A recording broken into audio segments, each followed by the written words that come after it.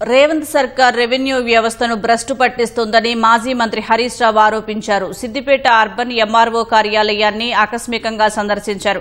Revenue సదస్సుల పేరిట రైతులు పెట్టుకున్న 8,68,000 దరఖాస్తులను 10 నెలలైనా పరిష్కరించకుండా సర్కార్ చెత్తబుట్టలో వేసిందన్నారు.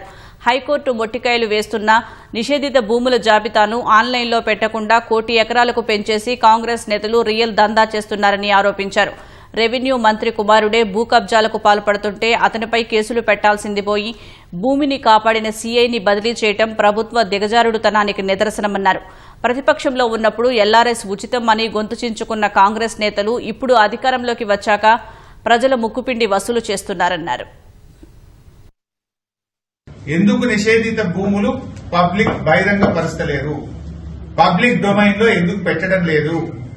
తక్షణమే పబ్లిక్ డొమైన్ లో పెట్టాలని బీఆర్ఎస్ పార్టీ డిమాండ్ చేస్తుంది. నిషేధిత భూముల సంఖ్య ఎందుకు పెరిగింది? ఎందుకు 1 కోటి ఎకరాలు దాటిందో కూడా ప్రభుత్వం సమాధానం చెప్పాలి. ఇలా ప్రజలు వాళ్ళకి తెలియకుండానే వాళ్ళ భూములు పెట్టడం వల్ల పిల్లల పెళ్లిళ్లకు, చదువులకు, అత్యవసరాలకు, వైద్యానికి కూడా భూములు అమ్మలేక రాష్ట్రంలో అనేక మంది ఈరోజు ఇబ్బంది పడుతున్నటువంటి పరిస్థితి ఉంది.